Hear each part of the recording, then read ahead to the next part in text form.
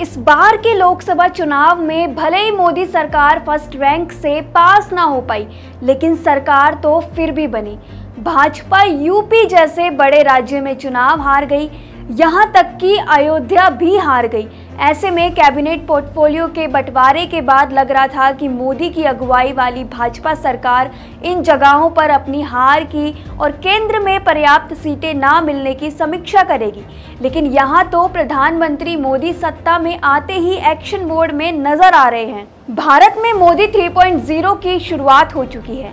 रविवार को राष्ट्रपति भवन में हुए शपथ ग्रहण कार्यक्रम के बाद सोमवार से प्रधानमंत्री नरेंद्र मोदी ने पीएमओ में पहुंचकर काम शुरू कर दिया है। पहले ही दिन उन्होंने किसानों को सौगात दी है।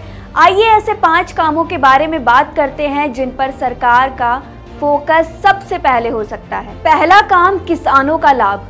देश में लगातार तीसरी बार प्रधानमंत्री पद की शपथ लेने वाले पीएम नरेंद्र मोदी ने शपथ ग्रहण के बाद सोमवार को जैसे ही पीएमओ में एंट्री ली तो सबसे पहले किसानों के हित में बड़ा फैसला ले लिया। शपथ ग्रहण के महज 16 घंटे बाद उन्होंने किसान सम्मान निधि की 70वीं किस्त जारी करने के लिए फाइल पर साइन किए। इसके जरिए किसानों के लिए 20,000 करोड़ रुपए की राशि जारी की जाएगी। प्रधानमंत्री के इस फैसले से देश के 9.3 करोड़ किसानों को फायदा होगा। पीएम मोदी ने कहा है कि एनडीए सरकार किसान कल्याण के लिए प्रतिबद्ध है। दूसरा काम, गरीबों को 2 करोड़ घर। पीएम मोदी द्वारा सबसे पहले किए जाने वाले कामों की लिस्ट में अगला काम प्रधानमंत्री आवास योजना यानी कि PMAY से जुड़ा है और ऐसा माना जा रहा है कि सोमवार शाम को होने वाली मोदी 3.0 कैबिनेट की पहली बैठक में प्रधानमंत्री आवास योजना के तहत 2 करोड़ अतिरिक्त घरों को मंजूरी दी जा सकती है।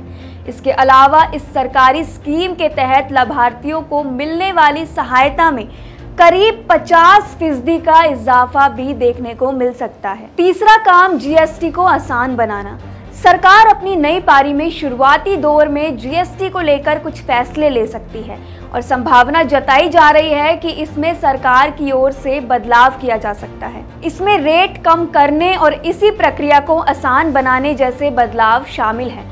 गौरतलब है कि साल 2014 में जब नरेंद्र मोदी ने पहली बार देश की सत्ता संभाली थी तो उसके बाद इनडायरेक्ट टैक्स को लेकर बड़ा रिफॉर्म करते हुए 1 जुलाई 2017 को गुड्स एंड सर्विसेज टैक्स यानी कि जीएसटी को लागू किया गया था।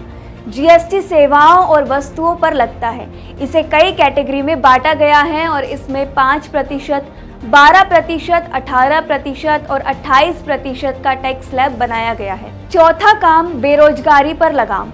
जीएसटी के साथ ही सरकार की लिस्ट में चौथा अहम काम बेरोजगारी के बढ़ते आंकड़ों पर लगाम लगाने के प्रयास के तहत कुछ बड़े फैसले हो सकते हैं। CMIE के ताजा आंकड़ों को देखें तो भारत में बेरोजगारी दर में इजाफा देखने को मिल रहा है। मार्च 2024 में 7.4% की तुलना में ये बढ़कर अप्रैल 2024 में 8.1% पर पहुंच गई है। CMIE के मुताबिक खास बात यह है कि अर्बन इंडिया ही नहीं बल्कि ग्रामीण भारत में भी बेरोजगारी दर में बढ़ोतरी देखने को मिली है। ग्रामीण बेरोजगारी दर मार्च में 7.1 थी जो कि अप्रैल में बढ़कर 7.8% हो गई है। पांचवा काम, चुनावी राज्यों में विशेष फोकस।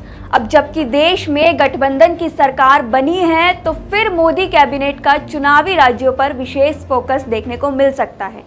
ऐसे में इन राज्यों के लिए कुछ लोक लुभावन और बड़े ऐलान भी किए जा सकते हैं। दरअसल साल 2025 तक देश के 4 राज्यों में विधानसभा चुनाव होने वाले हैं। इनमें हरियाणा, महाराष्ट्र, दिल्ली, झारखंड और बिहार शामिल है।